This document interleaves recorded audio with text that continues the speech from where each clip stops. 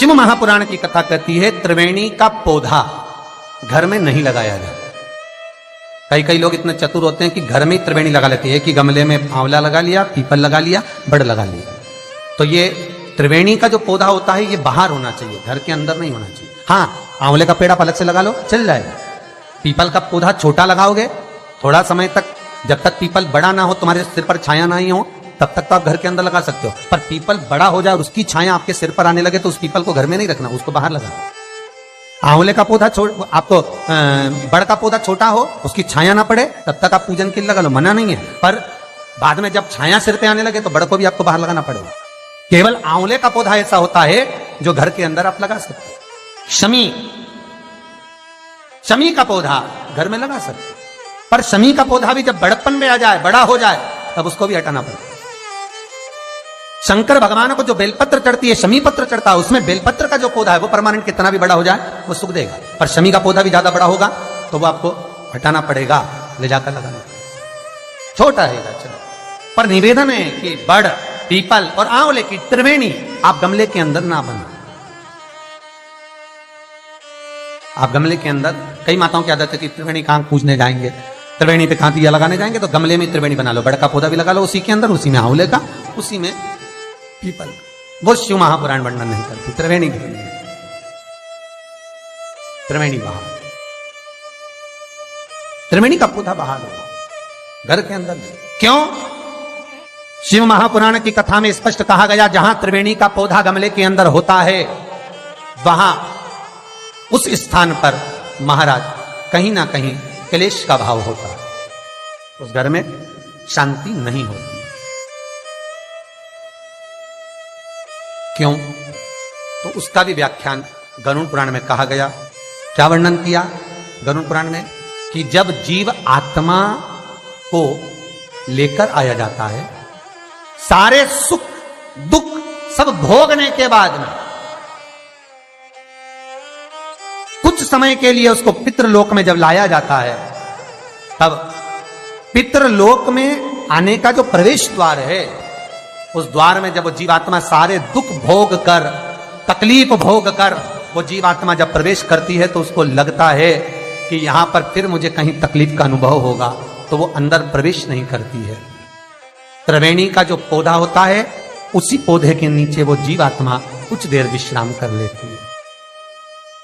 इसलिए शिव महापुराण कहती है त्रिवेणी बाहर पूजी जाए, त्रिवेणी बाहर लगाए।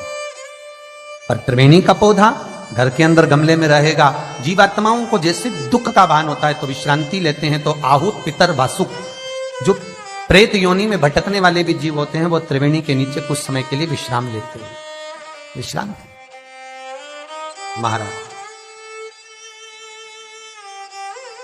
विश्राम। तो शिव महापुराण में और गणेश पुराण के अंदर एक बहुत सुंदर प्रसंग, गणेश पुराण में जैसे दुर्गा का प्रसंग कहा गया है, कल उस प्रसंग को थोड़ा वर्णन करेंगे गणेश पुराण के, कि कौन सी दुर्गा किस चीज के लिए लाभदायक है।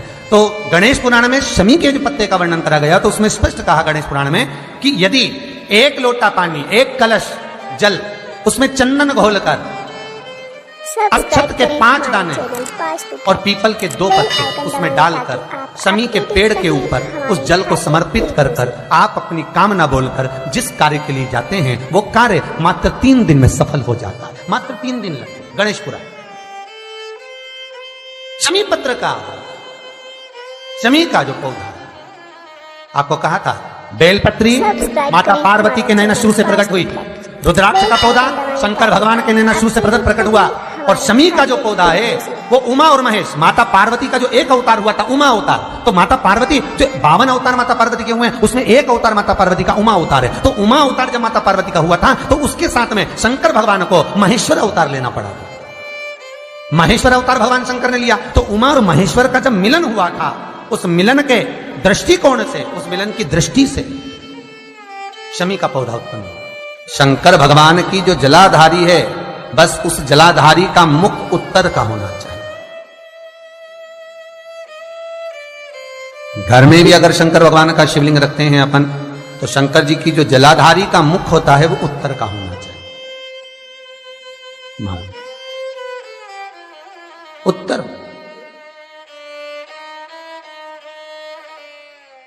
भगवान को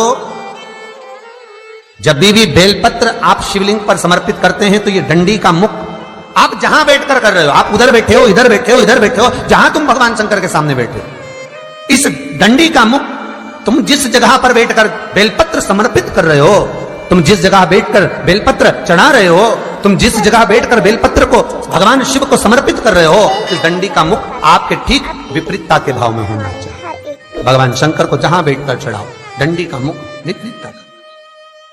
महाराज जब शमी पत्र भगवान शंकर को समर्पित करो तो शमी पत्र की डंडी का भाग आपकी ओर होना चाहिए।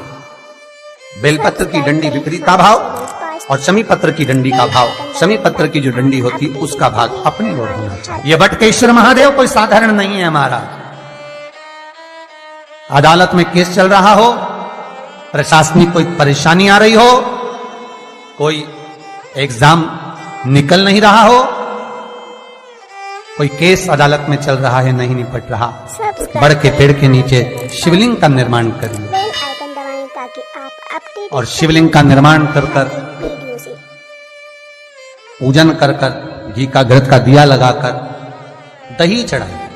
उस दही को वापिस हाथ से चम्मच में निकाल लीजिए।